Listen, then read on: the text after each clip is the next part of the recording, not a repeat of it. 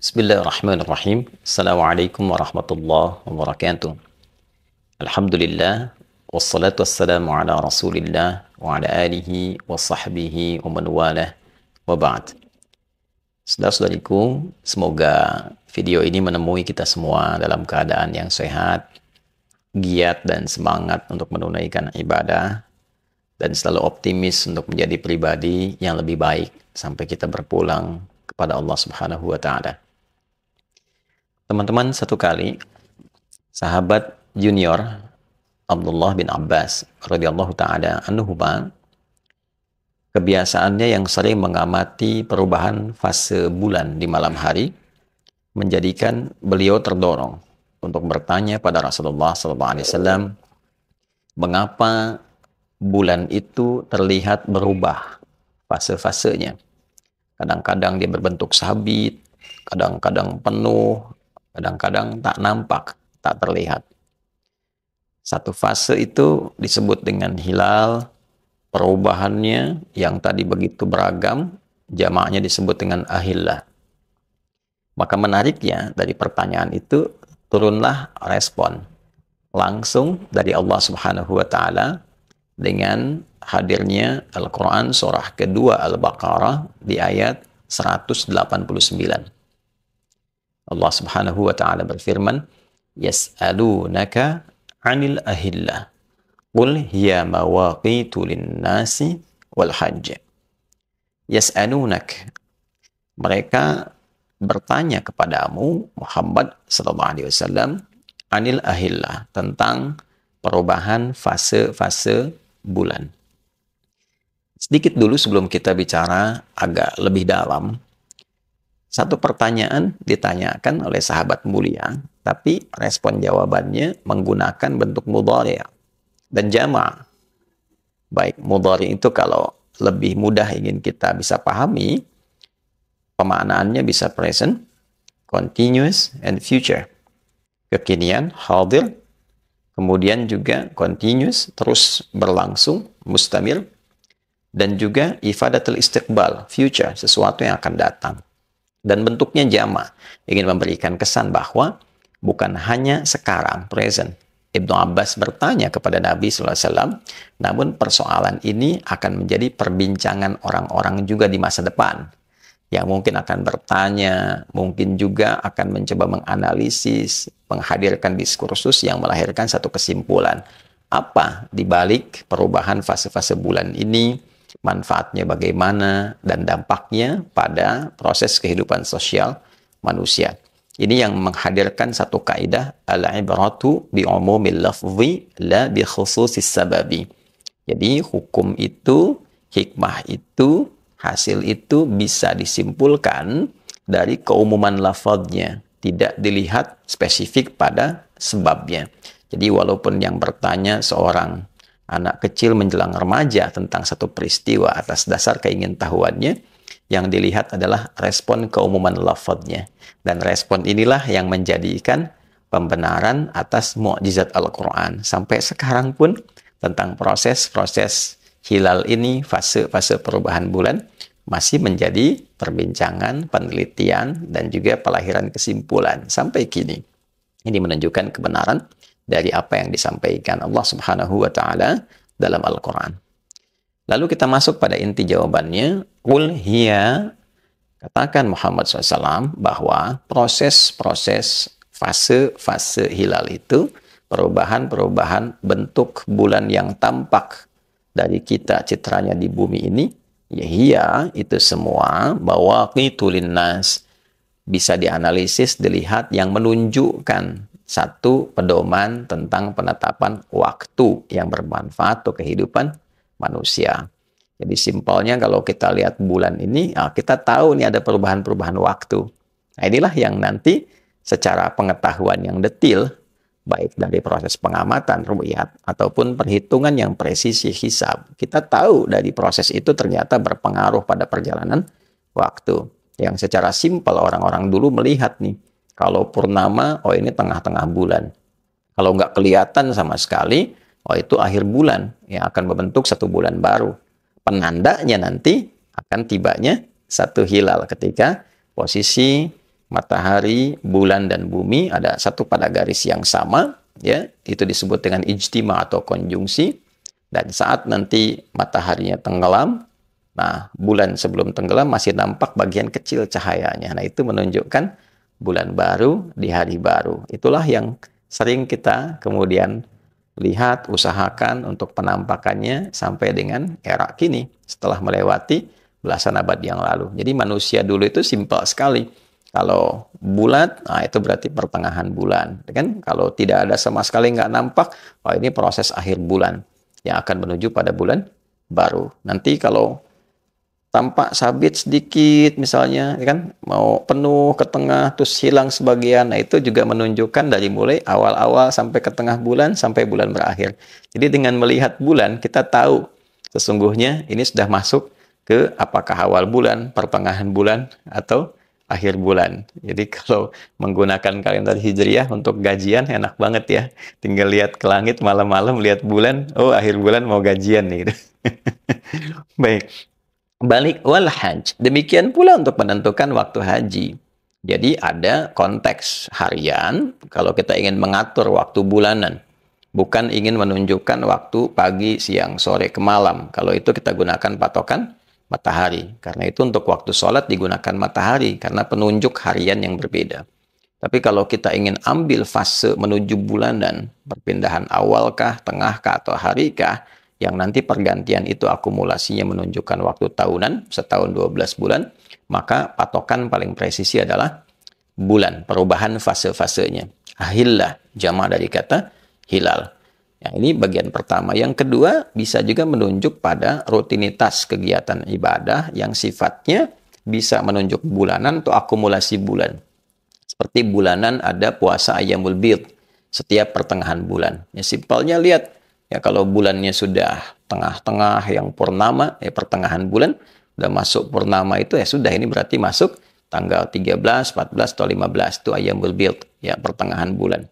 Nah, pun demikian yang akumulasi bulan jadi tahunan, seperti Ramadan, kemudian haji. Ya, karena itu di situ dimasukkan satu bagian untuk menunjukkan satu rumusan sinekdok pas prototo. Sebagian menunjuk pada keseluruhan. Dzikrul ba'di yuradu bihil kullu. Disebutkan sebagian yang diinginkan keseluruhan. Ya, kalau dirincikan makin panjang ayatnya. Sebutkan salah satu. Qul hiya mawaqitu linnasi wal hajj. Ya, katakan Muhammad bahwa analisis terhadap fase-fase perubahan bulan itu, hilal itu memberikan dampak pengetahuan pada satu perubahan-perubahan waktu yang bermanfaat bagi kehidupan sosial manusia, sekaligus penunjuk juga tentang waktu-waktu ritual ibadah pada fase-fase bulanan atau akumulasi menjadi tahunan. Nah, itulah yang menjadikan agama ini menjadi simpel, ringan, mudah dilakukan, termasuk sebagai tanda mukjizat dari Al-Quran, bahwa Islam ini tidak terpisah dengan nilai-nilai pengetahuan. Justru agama ini kebenarannya dikuatkan oleh riset pengetahuan. Itu poinnya. Nah, dalam rangka menetapkan dan menganalisis itu, maka masyarakat terdahulu yang hidupnya simpel, ya sangat sederhana karena teknologinya juga terbatas pada waktu itu, maka yang digunakan adalah proses penglihatan, namanya ru'yat. Nah, jadi simpelnya, kalau purnama, oh tengah bulan. Kalau bulan nggak kelihatan sama sekali, nah itu sudah pasti akhir bulan. Sudah pasti itu, kalau di penanggalan ya 29, ya kan? Nah, tanggal Hijriyah berdasarkan perjalanan fase bulan tadi, itu disebut dengan Qomariyah itu kan simpelnya hanya usia 29 atau 30. Di 29 ini pasti terjadi konjungsi. Ya kan? Konjungsi itu ijtima, posisi matahari, bulan, dan bumi berada dalam satu garis. Sehingga kalau ngelihat dari horizon, dari ufuk itu, ya itu nanti kelihatannya unik, ya unik. Kita lihat dari bumi ada satu garis, begitu mataharinya mau tenggelam, nanti kita tinggal lihat aja apakah bulannya ada sebagian masih bertahan, belum tenggelam juga, gitu kan, untuk menjelang malam. Nah, ini kalau fase itu terjadi, nah terjadinya tanggal 29. Di tanggal 29 ini nanti akan dilihat kan proses berakhirnya di maghrib.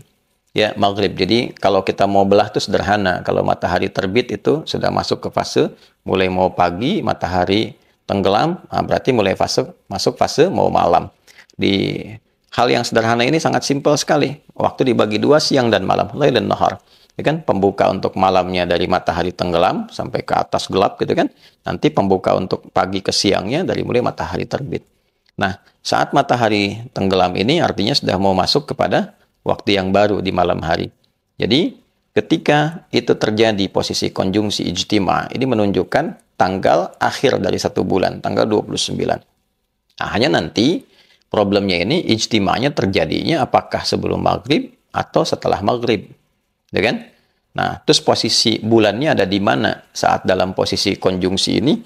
Bulannya nanti posisinya ada di mana? Apakah masih di bawah garis ufuk, di bawah horizon, ya, atau dia di atas horizon? Nah, ini menjadi penting. Ya, kalau kita nanti bisa gambarkan, atau teman-teman bisa lihat deh simulasi-simulasi yang ada gitu ya. Misalnya di teman-teman yang bikin, baik sekarang bisa dilihat di YouTube animasinya misalnya, ataukah misalnya di web tertentu, itu sekarang sudah banyak teknologi yang memudahkan pemahaman kita. Nah, artinya setiap tanggal 29 itu bulan nggak kelihatan. Ya, karena tertutup dari situ teman-teman sekalian, cahaya mataharinya karena membelakangi ke bumi itu nggak kelihatan, seperti persis kayak gerhana lah gitu kan. Simpelnya itu. Jadi konjungsi terjadi, bulan nggak nampak, ya, karena kan bulan nggak punya cahaya, dia hanya memantulkan dari matahari. Karena tertutup kondisi begini, kelihatan dari kita dari sini, dari bumi. Nah, tinggal dilihat.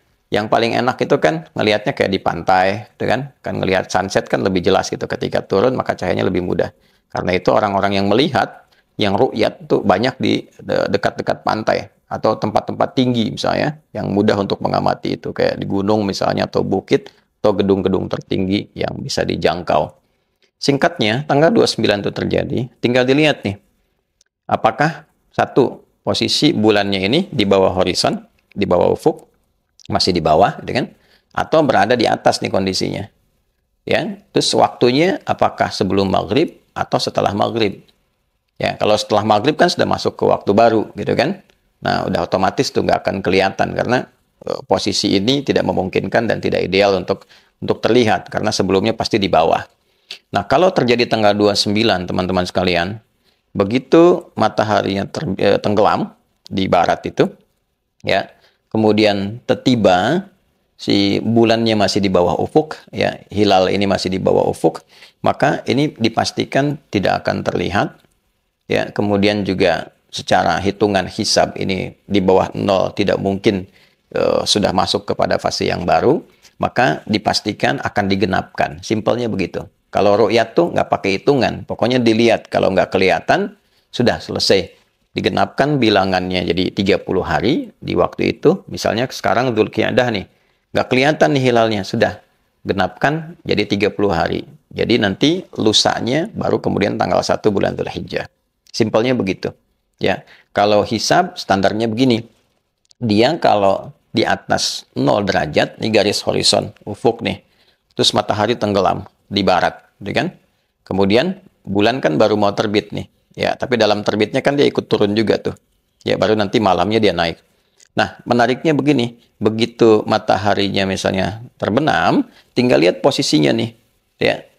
Hilal itu apakah di bawah ufuk, di bawah garis 0 horizonnya, atau di atasnya. Kalau dia masih di bawah, maka ya, ini digenapkan. Bilangan harinya jadi 30. Kalau dia secara hitungan terlihat sudah di atas, secara hitungan diketahui. Walaupun tingginya misalnya 1 derajat, 2 derajat, tuh kan? Nah, itu ditetapkan sebagai hari baru, bulan baru. Karena sudah ada wujud hilalnya itu, nampak eksistensi hilalnya itu di atas ufuk yang menjadi penanda hari baru di bulan baru. Metode ini sebetulnya bukan hanya untuk Dzulhijjah, Ramadan, enggak. Setiap awal bulan begitu. Ya, cuma menjadi penting saat untuk ritual, apakah Ramadan atau Dzulhijjah, karena ada ibadah yang spesifik di dalamnya. Ya, di luar Ramadan, di luar Dzulhijjah pun ya seperti itu. Ya, penggunaannya, kalau mau presisi hitungan pakai hisab, kalau mau praktikal lihat di lapangan ya pakai ru'yat. Sederhananya seperti itu aja gitu teman-teman sekalian. Nah, sekarang dalam konteks ini, penerapan di Idul Adha juga sebelumnya Ramadan dan juga Idul Fitri, ya, Ramadan, Idul Fitri, kemudian Dzulhijjah untuk mengetahui untuk 10 Dzulhijjah dan seterusnya, juga bagi yang haji untuk wukuf di Arafahnya, maka dua pendekatan ini tetap dilakukan karena dua ini memang metode yang digunakan, baik ru'yat ataupun hisab. Ini dulu yang penting kita ketahui. Yang kedua, setelah paham tentang ru'yat dan hisab, adalah tentang zona. Matla kalau dalam bahasa Arab. Ada di zonanya di wilayah mana nih? Apakah dalam satu wilayah yang saat terbit matahari, terbenam matahari, ya demikian juga hilalnya dan perubahannya, mencakup dalam wilayah itu satu keadaan waktu yang sama. Nggak beda jauh. Nah, itu namanya satu matla. Ya kan? Satu zona. Ya, misal kayak di Indonesia, ya, antara Jawa Barat misalnya, Jawa Tengah, terus diambil satu kesatuan menjadi NKRI dari mulai Sabang sampai Merauke, dari Aceh sampai Papua, dijadikan dalam satu wilayah, dalam satu zona gitu kan. Diambil, walaupun mungkin nanti ada perbedaan waktu ke 1 jam ataupun ke 2 jam, tapi karena dipandang nggak terlalu signifikan wilayah ini, walaupun beda waktu sholatnya misalnya juga ada perbedaan karena beda wilayah, tapi nggak terlalu signifikan, maka disebutnya satu matla, ya kan? Nah, Saudi misalnya satu Saudi gitu kan, terus tetangganya yang dekat-dekat yang nggak terlampau jauh, nah itu bisa masuk dalam satu wilayah matla. Nah, ada lagi yang berbeda, agak jauh nih. Ya, misalnya taruhlah kita ambil ekstrimnya kan antara misalnya Saudi dengan Jepang, Saudi dengan ke Indonesia sudah 4 jam beda waktunya. Apalagi kalau ke Amerika tariknya dan seterusnya, perbedaan waktunya akan terasa sangat signifikan. Apalagi ke daerah-daerah yang lebih jauh lagi gitu kan. Bisa jadi di Saudinya malam, di tempat yang lain siang gitu kan. Nah, itu sudah beda zonanya, beda waktunya. Nah, dalam kondisi itu pernah terjadi di era kekhalifahan Muawiyah bin Abi Sufyan, yang mufti di Madinahnya itu adalah Ibnu Abbas radhiyallahu taala anhuma. Sedangkan khalifahnya ada di Syam, ya, di Damaskus, di wilayah Syria sekarang. Nah, yang terjadi satu kali ada seorang bernama Quraib, ya radhiyallahu taala anhu, dimintakan oleh satu sosok mulia, ya, bintu Al-Harith, Ummul Fadl bintu Al-Harith, untuk diutus ke khalifah, ke Muawiyah di Syam dengan satu keperluan tertentu. Dan utusan itu ketika tiba, kemudian akan juga hadir di situ, ya, itu mendekati Ramadan, ke awal Ramadan. Lalu nampaklah hilal dalam ru'yat itu di malam Jumat. Ya, maka tinggal sementara sampai kemudian pulang. Begitu pulang sampai Madinah itu tibanya mendekati akhir Ramadan. Ya, kan diketahui nggak ada seperti sekarang kendaraannya, ya. Kalau tidak kemudian menggunakan unta atau kuda atau bahkan jalan dalam beberapa fasenya. Begitu tiba bertemulah dengan Ibnu Abbas radhiyallahu taala anhuma. Maka ada dialog antara Quraib dengan Ibnu Abbas radhiyallahu taala anhuma. Di antara dialognya adalah pertanyaan tentang kapan dimulainya puasa di Syam itu. Ternyata disampaikan kami puasanya malam Jumat. Udah ada hilal. Jadi Jumatnya sudah puasa. Kan malam Jumat itu nampak hilalnya di wilayah Syam. Kata Ibnu Abbas, kalau di sini ini belum nampak. Ya, baru nampak pada kami itu di malam Sabtu. Jadi kami puasanya adalah hari Sabtu. Jadi kalau di Syams 29 hari, kalau di wilayah Madinah itu 30 hari. Jadi ketika ditanya oleh Quraib bagaimana, ya kan ini khalifahnya ada di Syams, terus menetapkan, sementara yang di Madinah itu muftinya Ibnu Abbas menetapkan yang berbeda. Maka Ibnu Abbas menjawab, demikianlah ya kami diajarkan oleh Rasulullah SAW. Artinya ini menunjuk adanya tentang perbedaan zona. Ya, perbedaan matla, ikhtilaful matla, ya, perbedaan wilayah-wilayah yang memungkinkan terjadinya perbedaan waktu sehingga berdampak pada perbedaan munculnya hilal. Nah, ini sejak dulu itu sudah ada, ya. Ini penting sekali untuk diketahui. Nah, kemudian teman-teman sekalian, Nabi SAW mengisyaratkan dalam salah satu hadisnya bahwa untuk menetapkan waktu terjadi itu as-shaumu yauma tasumun. Ya, ini hadisnya sangat viral sekali di kutub-kutub sahih kita bisa temukan. Puasa itu pada hari orang-orang tempat kalian berpuasa. Al-fitru yawma tuftiron. Sedangkan Idul Fitri itu pada hari kalian menetapkan itu di tempat-tempat kalian itu beridul fitri. Wal adha yawma tudahhon. Dan Idul Adha pun berlangsung pada hari orang-orang melakukan penyembelihan, ya, di waktu duha itu, ya, saat waktu itu muncul. Nah, ini memberikan kesan bahwa ya patokan-patokan yang terjadi untuk penetapan Ramadan, Idul Fitri, termasuk juga Idul Adha, adalah kembali ke wilayah matlanya masing-masing. Kapan orang-orang di situ untuk menetapkannya, untuk melihatnya. Nah, kita tarik kemudian ke kasus haji saat ini.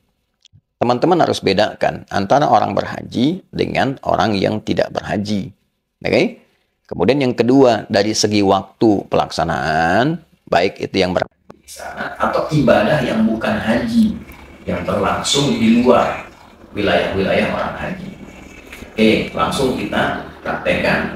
Teman-teman yang berhaji tentu konsentrasinya ada di Mekah, mulai wukuf, kemudian juga Armina, Arafah, kemudian Muzdalifah dengan Mina, ya kan, keadaan di sananya disempurnakan sampai dengan tuntas. Singkatnya, matlaknya Mekah. Baik ya. Kemudian manasiknya, runtutan-runtutan ibadahnya dimulai dari sejak wukuf tanggal 9. Kalau mau tarwiyah dari tanggal 8, wukuf tanggal 9, bergerak ke Muzdalifah gitu kan, sampai nanti awal tanggal 10 baru dia ke Jamarat, lontar, kan mau tawaf ifadah dulu ataukah setelah itu dia istirahat dulu, diakhirkan itu kembali nanti dia ke Mina untuk mabit dan lontar. Nafar awal dia 2 hari, ya kan? Kalau dia ngambil nafar akhir, maka selesaikan dalam hitungan 3 hari. Itu secara singkatnya. Tapi wilayahnya adalah Mekah. Kegiatannya apa? Haji. Yang tidak berhaji, tidak dia misalnya berada di wilayah itu. Kalau ada di wilayah itu, ya waktunya ikut di sana. Ini yang tidak haji. Maka yang dia kerjakan apa? Dia ada amalan-amalan lain. Seperti dianjurkan untuk berpuasa. Misalnya tanggal 1 sampai tanggal 9 atau tanggal 9 saja ya, untuk satu momentum yang tinggi nilainya dalam pengguguran dosa. Ada kurban yang implementasinya pada penyembelihan hewan, di sana melontar, di sini menyembelih hewan, kan? Ada Idul Adha yang bisa dilakukan dengan sama-sama sholat, kemudian mendengarkan khutbah atau juga berkhutbah bagi khatib dan menikmati hari tasyrik. Ya, di situ untuk merenung sekaligus menikmati daging, kurban dan seterusnya. Nah, di luar konteks yang berhaji. Artinya Allah berikan kenyamanan sama-sama ibadah. Nah, hanya sekarang persoalannya yang haji menunaikannya, di matlaknya dia berhaji, dan yang tidak berhaji ada 2 kondisi. Satu matlak di wilayah itu, atau beda matlak, beda zona. Kan? Yang dengan beda zona itu niscaya juga boleh jadi waktunya bisa berbeda. Nanti kita akan lihat. Nah, maka bagi yang ada di wilayah Mekah dan sekitarannya, atau satu zona, yang berhaji otomatis ikut waktunya. Pemerintah Saudi tetapkan misalnya hari Jumat tanggal 1 ya tanggal 1. Oke? Jumatnya tanggal 1 mulai, kemudian wukufnya hari Sabtu ini, gitu kan? Kemudian tanggal 10-nya masuk pada tanggal 10. Yang haji bergerak ke Muzdalifah, kemudian juga dari situ mabit sebentar lalu lontar jumrah ke Jamarat. Yang tidak berhaji maka dia bergerak ke tempat-tempat tertentu di lapang atau di masjid untuk menunaikan salat beradha. Ya, hari Jumatnya ya teman-teman sekalian udah masuk tanggal 1 dulu ya. Sekarang tanggal Sabtunya tanggal 9-nya waktu Saudi ya, waktu Saudi, maka yang tidak berhaji dia bisa puasa. Ya, puasa bertepatan dengan tanggal 9. Yang tanggal 9 ini yang haji wukuf, gitu kan? Yang tidak berhaji di wilayah matla itu menunaikan puasa. Lalu bagaimana dengan yang zonanya berbeda? Ya, seperti Indonesia misalnya. Yuk kita lihat. Ini kan beda 4 jam ya. Konsekuensi 4 jam ini artinya itu ada perbedaan, kita lebih cepat 4 jam. Gini, melogikakan yang mudah untuk dipahaminya. Saat di kita itu misal jam 7 malam, maka di Saudi jam 3 sore karena bedanya 4 jam. Saat di kita setengah 8, maka di sana jam 3:4. Oke? Kita jam 7 setengah 8 sudah Isya. Setengah 8 malah beres Isya. Di sana baru masuk asar. Gitu kan? Bahkan belum tentu juga asar masuk, mendekati ke asar gitu kan. Nah, kalau sekarang begini. Kalau patokan, masih ingat tadi teman-teman bahwa hilal itu nampak ya setelah kan matahari terbenam di waktu maghrib. Oke, pada tanggal 29. Baik, nah sekarang yang terjadi teman-teman sekalian, Indonesia ini kan lebih cepat, ya kan? Di Kamis itu malam Jumat, ijtima'nya terjadi kurang lebih jam 19:29, ya kan? Malam, ba'da Isya berarti 19:29. Nah, posisi hilalnya itu teman-teman, ketika itu di waktu maghrib itu masih di bawah ufuk, masih -3 derajat, masih di bawah ufuk. Ya, jadi ketika ijtima terjadi itu sudah mataharinya tenggelam, sudah malam, dan dalam maghrib hilal masih di bawah ufuk. Ya, 3 derajat minus di bawah ufuk. Ya, di bawah ufuk minus 3 derajat. Otomatis nggak akan kelihatan, yang ru'yat juga nggak akan kelihatan, yang hisab juga menetapkan belum muncul, belum di atas ufuk, dan ijtimanya baru terjadi ba'da Isya.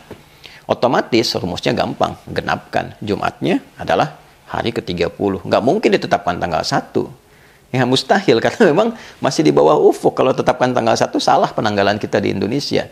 Ya, jadi berpengaruh nanti ke penanggalan dan keliru ya dalam prakteknya. Maka harus konsisten dengan matlanya, tanggal 1-nya lusanya, hari Sabtu baru tanggal 1. Tapi di Saudi ketika Indonesia malam, Saudi masih sore. Mataharinya belum terbenam wilayah Saudi. Karena itu, ijtima yang terjadi di Indonesia jam setengah 8, di Saudi setengah 4. Jadi ketika bergerak ke arah maghrib gitu kan, nah matahari tenggelam, hilalnya kan juga otomatisnya nggak sama dengan Indonesia, dia naik kan, gitu. Jadi posisinya nggak di bawah lagi, sudah ada di atas ufuk. Jadi ketinggiannya kurang lebih sudah 1 derajat 11 menit, gitu. Otomatis ketika itu sudah ada di atas ufuk, potensi kelihatannya ada. Karena itulah ketika malam Jumat itu muncul di waktu maghribnya sebelum perpindahan itu matahari tenggelam, ada yang melihat hilal. Ya, karena kenapa? Pergerakan Saudi lebih lambat dari Indonesia. Jadi kesimpulannya jangan begini, kok Indonesia lebih cepat kok mulainya lebih lambat dari Saudi. Bukan, cara membacanya karena kita lebih cepat, konjungsinya terjadinya malam, sementara di maghrib masih di bawah ufuk, di Saudi masih sore, siang menuju sore. Ya, saat konjungsi terjadi. Jadi begitu maghrib itu masuk waktunya, Saudi hilalnya tampak, di kita sudah lewat karena beda 4 jam tadi itu. Itulah yang menjadikan kenapa Saudi lebih duluan tanggal 1-nya hari Jumat, sementara di kita hari Sabtu. Nah, inilah yang menjadikan kemudian karena zonanya berbeda, waktunya tidak sama. Inilah yang menjadikan ketetapan baik dengan ru'yat ataupun hisab di tempat kita itu dua-duanya akan kompak sama. Ya, menetapkan hari Sabtunya tanggal 1, maka tanggal 9-nya jatuhnya di hari Ahad, esok hari. Nah, tanggal 10 Dzulhijjahnya jatuhnya di hari Senin. Jadi tidak ada masalah kalau Saudi misalnya menetapkan wukufnya di hari Sabtu, kemudian Idul Adha hari Ahad, karena memang matlaknya, zonanya ada di wilayah itu. Dan haji ikut waktunya waktu Saudi untuk yang haji, ya kan? Jadi di Arafah ikutnya ke situ. Nah, untuk menunjukkan puasanya, Nabi mengatakan siyam yaumi Arafah, gitu kan?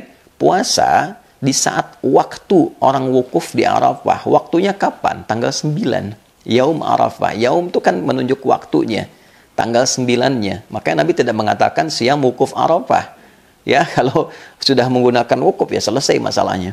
Tapi ketika menggunakan waktu, artinya tanggal berapa sih orang wukuf? Tanggal 9. Maka bagi orang wukuf dan yang satu matla di wilayah Saudi, ikuti ketentuan Saudi kapan tanggalnya.